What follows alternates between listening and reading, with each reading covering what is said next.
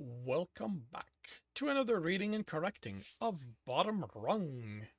With me, Kindar, the Tiger Writes, and Ty, the Tiger Supervisor. Today we are doing chapter 48. Tibs woke to sounds of the town fully active and the sun filling the room with light. Carino had suggested getting heavy fabric to cover the windows so he could sleep better, but Tibs had stopped any talk of spending coins on his comfort. He had learned to sleep under all sort of condition as he survived this street. These were no worse than them. The room was empty, and a look out the window told him it was mid-afternoon. They would be about their business. Only Maz and Kumdar had been in their bed when Tibs stopped in the middle of the night to change out of his armor and into more appropriate clothing to move undetected into houses. He knew where Jackal had been. Grosef was the only person his friend spent his nights with now. Karina, he wasn't sure. This was the first time she hadn't been in her bed since she joined the team. Maybe she hadn't wanted to risk having to talk with him after their argument. He'd have to seek her out and work this out. He'd have to seek her to work this out.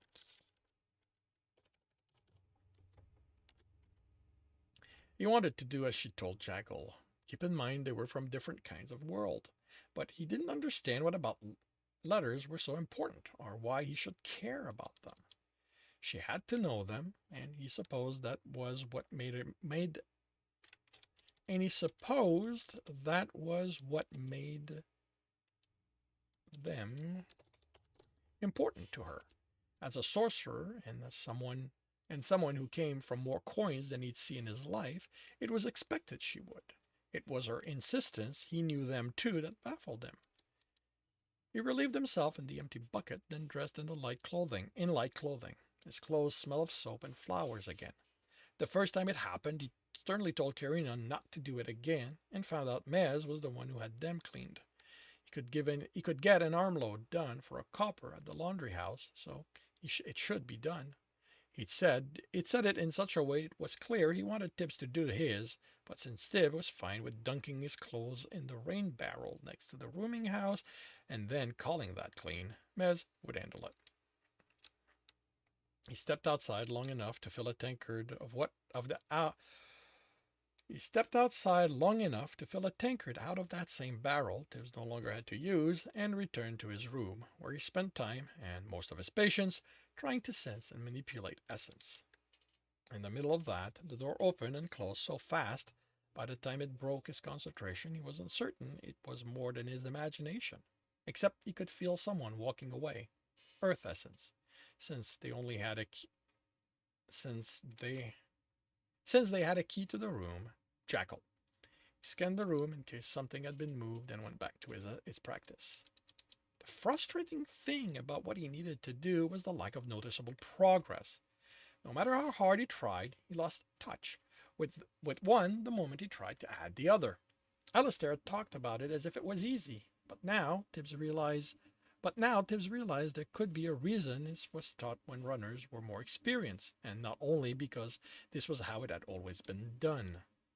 Once he had enough of failing, he moved on to imbuing, using one of his new throwing knives. Like the sensing and manipulating exercises, it wasn't as easy as his teacher made it seem. Moving essence into the knife was simple. Essence was everywhere. But it was making it stay there that proved harder.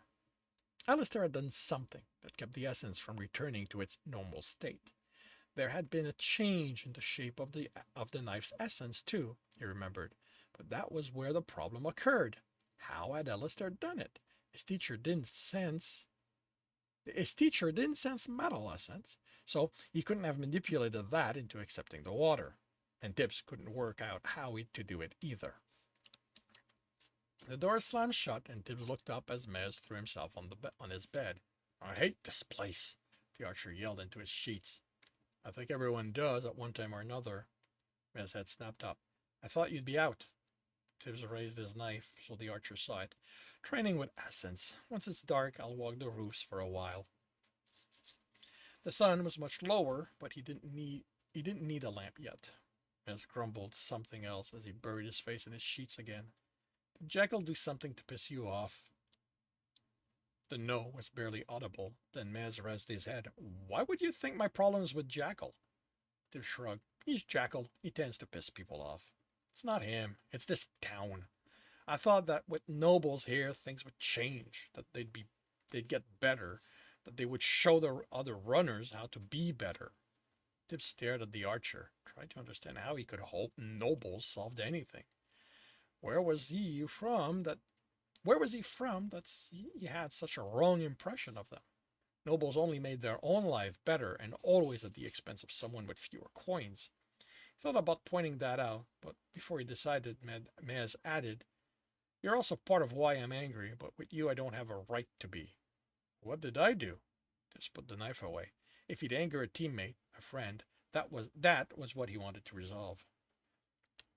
Maz sat, leaning against the wall, and pointed to the now sheathed knife. I'm a rogue? He guessed. The stuff you're doing with it? Where you're at with your training? I can't sense the stuff around me like you do, carrying a can, Commodore. Well, maybe he can. He can't stop being mysterious about what a cleric can and can't do. So, who knows? Okay, this I need to adjust slightly because I have him state that he can earlier in the dungeon.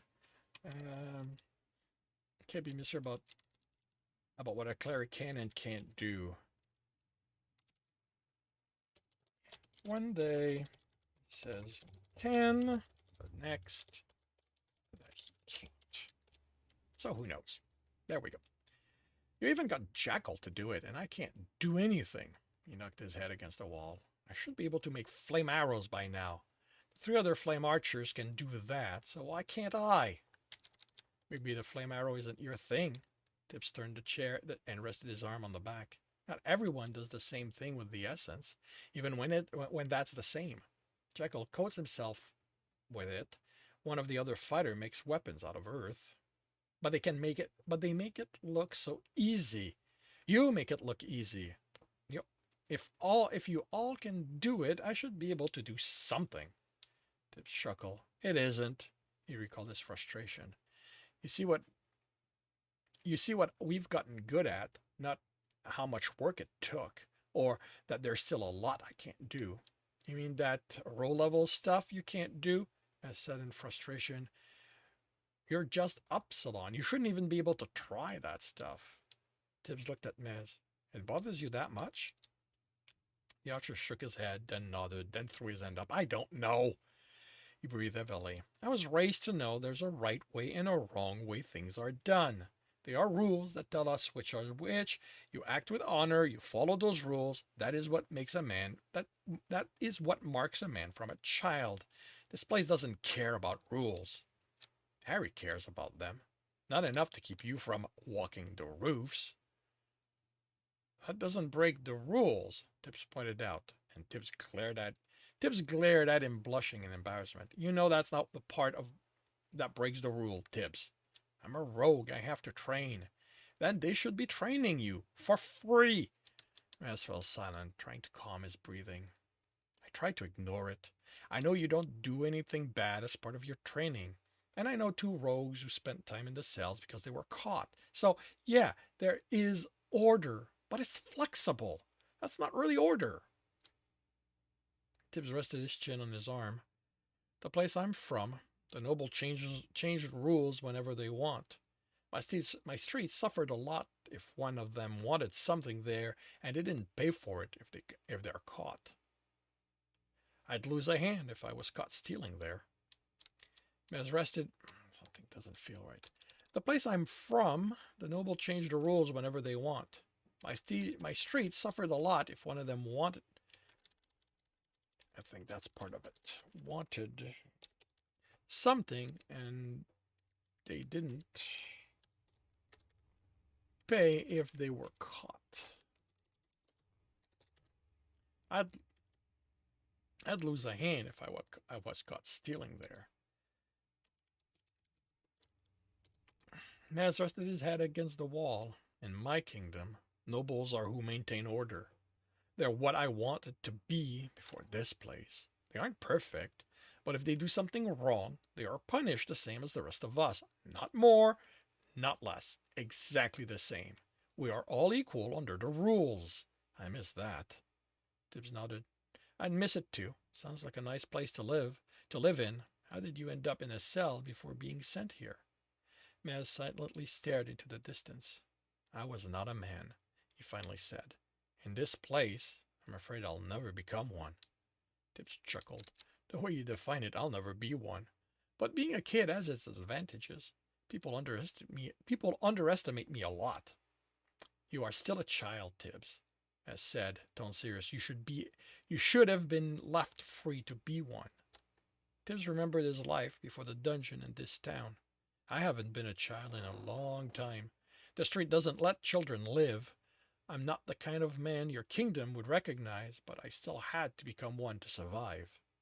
I'll grant that's true, Mess said, but it reflects badly on the nobles there, not you. Tibbs snorted. They've done much worse than make me a man, he sobered. Remember some things he'd seen nobles do to boys and girls who hadn't grown up fast enough to know not to trust them. How hard was it? Mess asked. My street? Yacher shook his head, learning to sense it. Tibbs closed his eyes and tried to remember. It wasn't easy, but I didn't have a choice. My reserve's so small, I needed to find a way to recharge it faster. My teacher decided that actively pulling essence in was the way to do it, and for that, I needed to be able to sense it. You'll get it. Everyone does eventually. For me, it was just doing it now or not surviving. Now I have to figure out how to sense essence while also manipulating. It's the only way I'll be able to recharge while I'm using it. If I had an amulet, that wouldn't be as important, but you have your element now, right? As asked. Doesn't that mean you have a normal reserve? Tibbs felt his reserve. As much as he'd called it a void before, now it felt vast. It hadn't. It made his other element it made his other elements reserves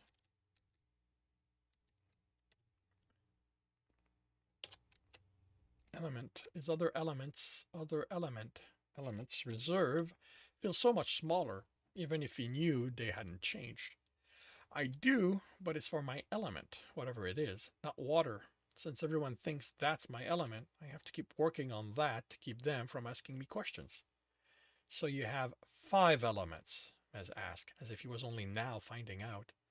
I have 1 element, Tip said, and a tiny portion of 4 others.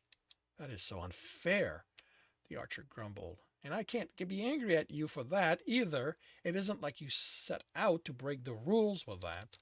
I don't think there are rules with the elements. Tibbs did what he could not to chuckle at the look of dismay Maz gave him.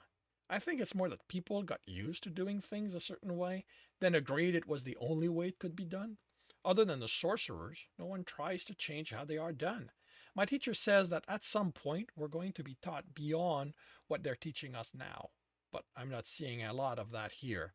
Even among the people working at the guild, it's like it's enough for them to know how to do what they need to do. Maybe it is, Mez replied, studying his hands. But they were runners too once, weren't they? Is that is what you can do enough for you? I didn't know I could do more until I met you. And now? I still can't do anything more than what I've been shown, he replied, his frustration mounting. And not even that. But once you figure that out, will knowing just that be enough?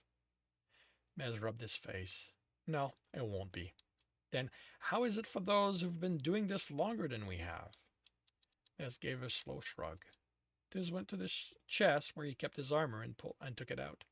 I'm going to walk around town before I walk the roofs, see what buildings are new.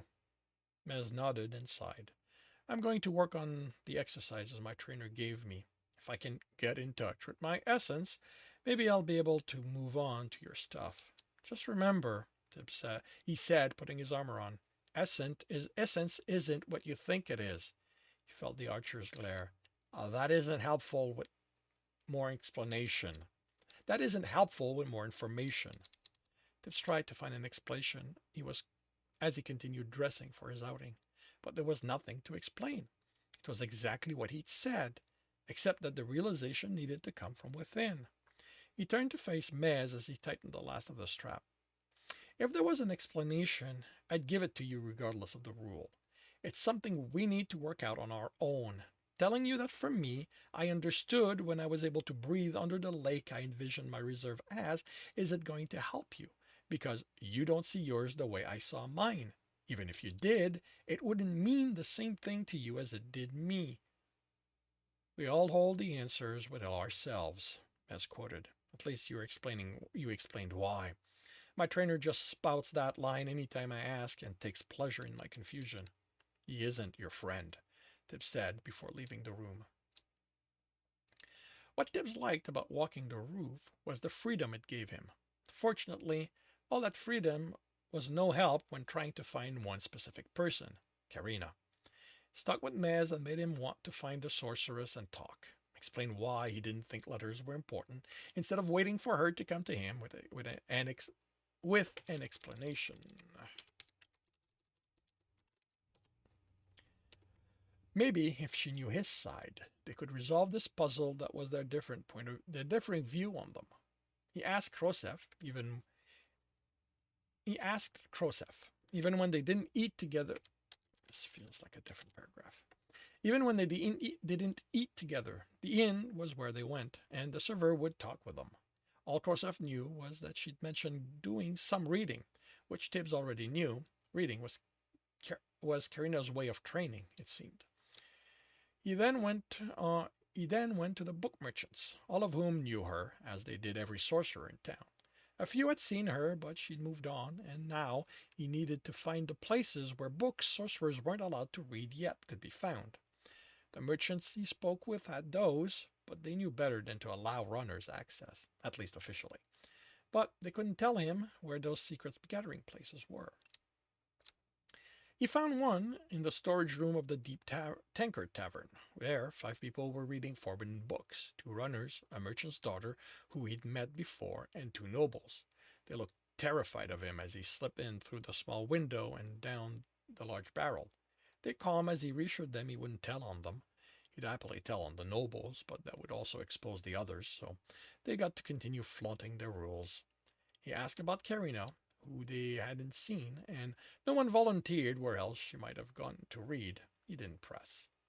The other was a cellar in an uninhabited house. There, 7 of them, all runners, except for one who Tibbs hadn't seen before, but had the feel of a merchant to him, with how quick he was to offer Tibbs coin for his silence, which he didn't take. They also didn't know where she was, but the man, who turned out to be the son of one of the booksellers, had seen her on his way, and she'd mentioned training. It suggested one of the open spaces he knew of to her and told Tibbs. She hadn't been at any of them, and it was now too dark. The best place would be their room or the inn, but that would mean other people, and this was something he wanted to do without Jackal's flippant remark about the 2 of them. Tibbs couldn't deal with the man's lack of seriousness right now. So he walked the town, and once the roofs were also in darkness, he'd walk them until his friends were asleep. Then he'd go change and practice his hands-on rogue skill. Tibbs had to change his plans on the way back to the room when he became aware of a man following him. The lack of crowds had given him away, the noise of crunching pebbles on dirt not covered up by other people's sound. His first thought was bardic, but he wouldn't hear the rogue adventurer. He extended his sense, and the color of the person's essence was dull gray of metal. Metal was popular among the rogues, but mainly the fighters. Tibbs knew of one archer with that element. The person was reasonably good at masking their presence if they were a fighter, or they were the worst rogue Tibbs could imagine. Just like how training with essence didn't really follow a set path, the way the guild claimed,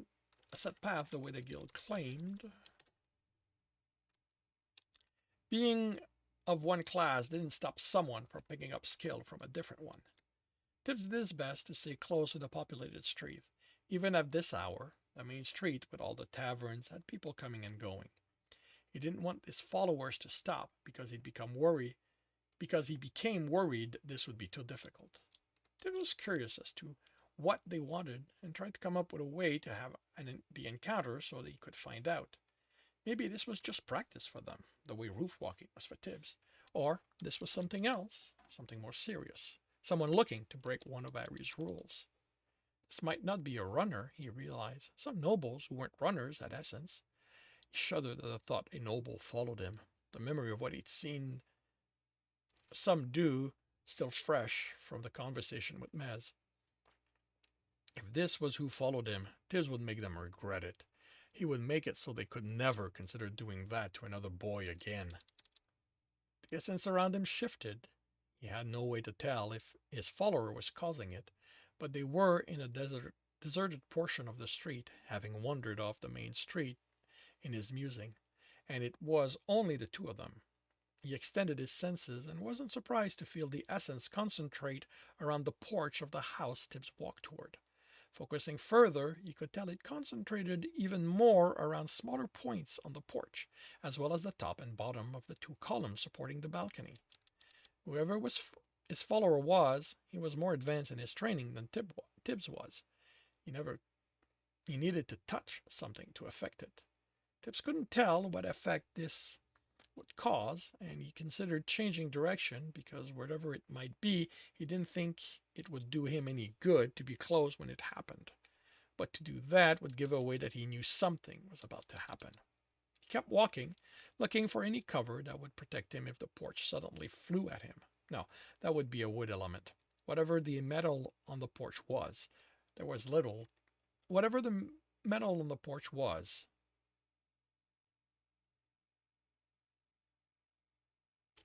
okay, now,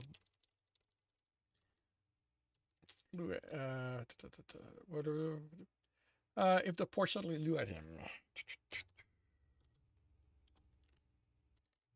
No, that would be wood element.